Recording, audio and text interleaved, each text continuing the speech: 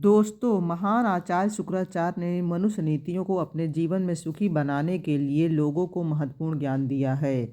शुक्राचार्य ने स्त्री और पुरुष के संबंधों का वर्णन अपनी नीतियों में किया है।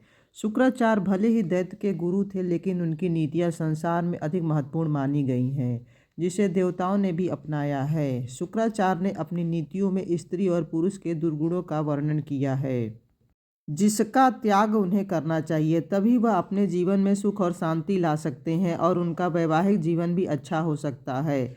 अन्यथा उन्हें दरिद्रता और कष्टों का सामना करना पड़ सकता है। आज की वीडियो में हम जानेंगे कि शुक्राचार्य ने पत्नी के अलावा अन्य किस स्त्री के बारे में बताया है जिससे वह प्रेम कर सकता है और अपने जीवन में स्थान दे सकता है, और ऐसी कौन सी स्त्री है जिससे उसे सावधान रहना चाहिए, क्योंकि स्त्री ही होती है जो किसी पुरुष के जीवन को अच्छा बना सकती है और बुरा भी। स्त्रियों के मोह में फंसकर बड़े बड़े विद्वानों और ऋषियों ने अपना तपोबल खो दिया। बड़े बड़े राजा महाराजाओं ने अपना राज्य खो दिया। यहाँ तक कि स्त्रियों ने देवताओं को भी मोहित करके पशु की भांति जीवन जीने पर विवश कर दिया। स्त्रियों को कोई भी नहीं समझ सकता है। मनुष्य को सावधान होकर स्त्रियों से दूर रहना चाहिए और सदा ही कल्याणकारी कार्य करना चाहिए, अन्यथा उनका विनाश हो जाएगा। आइए जानते हैं कि शुक्राचार्य ने क्या उपदेश दिया था। पहला उपदेश था, एक नीच पुरुष का मन केवल स्त्री नाम सुनते ही वह हर्ष से भर जाता है। उसकी कामोत्तेजना जागृत हो जाती है, उसकी खुशी का ठिकाना नहीं रहता। वह स्त्री के रूप की कल्पना करने लगता है। वह स्त्री को देखे बिना ही उससे भोग विलास के बारे में सोचने लगता है। तो ऐसे नीच के सामने अगर स्त्री साक्षात आ जाए तो ईश्वर भी उसकी रक्षा नहीं कर सकते। ऐसे नीच इंसान का भला कोई भी नहीं कर सकता जिसके मन में केवल स्त्री ही बसी हो। मन को ऐसा होना चाहिए कि स्त्री को देखकर मन में कोई विचार उत्पन्न न हो, तभी उस पुरुष का भला होगा।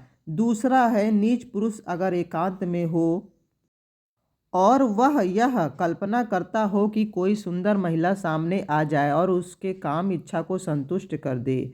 एकांत में बैठे हुए पुरुष को स्त्री का यौवन और उसके सौंदर्य की आकृति दिखाई देने लगती है।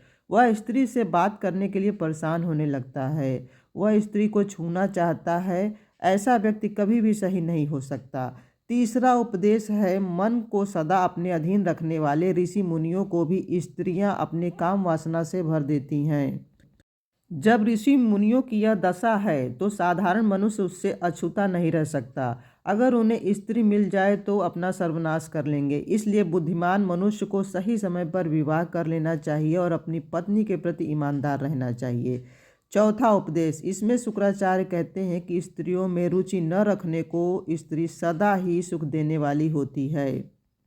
जो स्त्रियों के पीछे न भागकर अपने लक्ष्य के पीछे भागता है, स्त्रियां उसे अपना प्राणनाथ स्वीकार करना पसंद करती हैं। ऐसे पुरुषों के लिए स्त्री अपना सब कुछ त्यागने के लिए तैयार हो जाती हैं।